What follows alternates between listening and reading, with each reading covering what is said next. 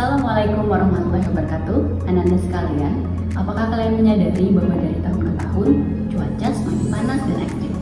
Tentu hal ini salah satunya disebabkan oleh adanya pemanasan global. Berdasarkan Paris Agreement, kenaikan suhu bumi memiliki ambang batas sebesar 1,5 derajat Celcius. Namun, saat ini kenaikan temperatur bumi secara global telah mencapai 1,1 derajat Celcius dan menuju kenaikan temperatur global sebesar 2,8 derajat Celcius. Lantas, apa yang terjadi jika bumi kita terlalu panas? Tentu akan menyebabkan beberapa hal, diantaranya curah hujan yang semakin tinggi, kekeringan ekstrim, kenaikan permukaan laut akibat lapisan es yang mencair, kebakaran hutan, ketidakseimbangan ekosistem, hingga berbagai masalah serius yang mengancam kelanjutan hidup, mulai dari tenggelamnya kota di wilayah pesisir, krisis pangan, hingga penyebaran wabah penyakit. Pembakaran bahan bakar fosil mempunyai andil besar dalam perubahan iklim, diantaranya sebagai penghasil utama emisi gas rumah kaca, menghasilkan polutan berbahaya seperti jelaga dan kabut asap, proses ekstraksi, pemrosesan, hingga transportasinya mencemari air, tanah, dan pemukiman. Sekarang, mari kita lihat fakta yang ada. Indonesia dijuluki sebagai the dirty man of Asia, di mana negara kita masih memiliki ketergantungan yang besar terhadap bahan bakar fosil dan batu bara untuk membangkit listrik. Dampak peningkatan konsumsi ini tentu terhadap perubahan iklim tidak dapat dipungkiri lagi. Selain itu, menurut World Bank tahun 2021, Indonesia merupakan salah satu negara dengan tingkat kerentanan tertinggi terhadap perubahan iklim, di mana terdapat lebih dari 5.000 bencana hidrometeorologi yang terjadi di tahun 2023. Bank Indonesia juga mencatat kerugian ekonomi akibat cuaca ekstrim yang mencapai lebih dari 100 triliun per tahun.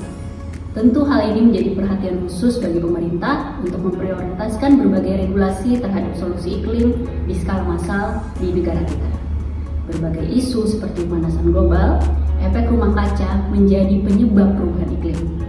Secara umum, perubahan iklim merupakan perubahan suhu dan pola cuaca yang terjadi. Perubahan iklim dapat disebabkan oleh faktor alami seperti perubahan aktivitas matahari dan letusan gunung berapi. Selain itu, perubahan iklim juga dapat disebabkan oleh aktivitas manusia seperti pembukaan lahan, pembakaran bahan bakar fosil dan batu bara, serta penebangan hutan. Semua aktivitas tersebut menghasilkan gas yang secara alami menyerap radiasi inframerah yang menyebabkan pemanasan global yang berdampak pada perubahan iklim. Atmosfer kita kaya akan gas yang secara alami menyeimbangkan suhu bumi. Gas CO2, NO2, CH4, N2O, O2, N2 dan O3, serta gas lainnya terdapat di atmosfer bumi. Namun, peningkatan konsumsi bahan bakar fosil serta penggunaan CFC memperparah konsentrasi atmosfer bumi yang berdampak pada iklim global. Tidak ada strategi lain selain membatasi penggunaan CFC dan bahan bakar fosil untuk melawan kemungkinan pemanasan global yang menyebabkan perubahan iklim. Biodiesel dalam hal ini dapat menjadi solusi untuk mengurangi ketergantungan bahan bakar fosil. Mengapa biodiesel sebagai solusi? Biodiesel merupakan energi terbarukan yang berasal dari sumber daya alam yang dapat diperbaharui, berbeda dengan bahan bakar fosil yang terbatas. Biodiesel memiliki emisi karbon dioksida yang lebih sedikit dibandingkan bahan bakar fosil karena tumbuhan menyerap karbon dioksida selama fotosintesis yang kemudian dilepaskan saat biodiesel dibakar. Selain itu, menurut penelitian Environmental Protection Agency mengungkapkan bahwa biodiesel mengeluarkan emisi karbon dioksida 11% lebih sedikit daripada solar.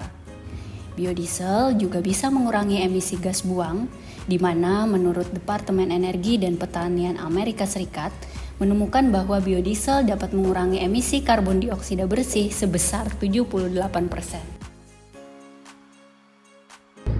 Bagaimana perkembangan biodiesel di Indonesia?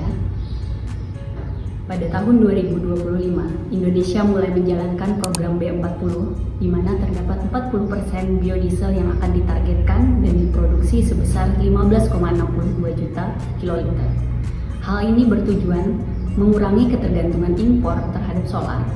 Dan ternyata di Indonesia, bahan baku dari biosolar adalah berasal dari minyak sawit mentah atau crude palm oil. Namun, apakah kalian tahu bahwa biodiesel dapat diproduksi dari minyak jelantah? Ya, benar sekali. Minyak jelantah tentu harus dilakukan treatment terlebih dahulu agar dapat diolah menjadi biodiesel. Indonesia sebagai produsen minyak sawit mentah terbesar di dunia juga menghasilkan minyak jelantah yang banyak dan melimpah. Bahkan, Belanda merupakan salah satu negara pengimpor minyak jelantah Indonesia yang kemudian mereka olah menjadi biodiesel. Sangat disayangkan, sekarang banyak oknum yang menjadikan minyak jelantah sebagai minyak goreng daur ulang dan dijual kembali ke pasar. Tentu kita tahu bahwa minyak jelantah memiliki kandungan asam lemak bebas yang tinggi, serta memiliki senyawa karsinogenik yang tentu berbahaya bagi kesehatan. Alangkah bijaknya jika minyak jelantah dijadikan sebagai bahan baku biodiesel, bukan sebagai bahan baku industri makanan, termasuk dioplos kembali menjadi minyak goreng. Melalui pembelajaran termokimia perubahan iklim berbasis project-based learning, Ananda sekalian akan meningkatkan literasi pengetahuan mengenai konsep entalpi kalor pembakaran, bahan bakar terbarukan dan tak terbarukan. Kemudian, melatih keterampilan saintifik dalam mengembangkan penelitian melalui proyek penentuan kalor pembakaran biodiesel dari berbagai jenis minyak dan katalis, serta menumbuhkan sikap peduli dengan menganalisis dampak penggunaan bahan bakar terhadap emisi gas rumah kaca dan perubahan iklim. Semua tahapan pembelajaran ini akan kalian pelajari dalam modul termokimia perubahan iklim berbasis project-based learning untuk meningkatkan kemampuan literasi perubahan iklim.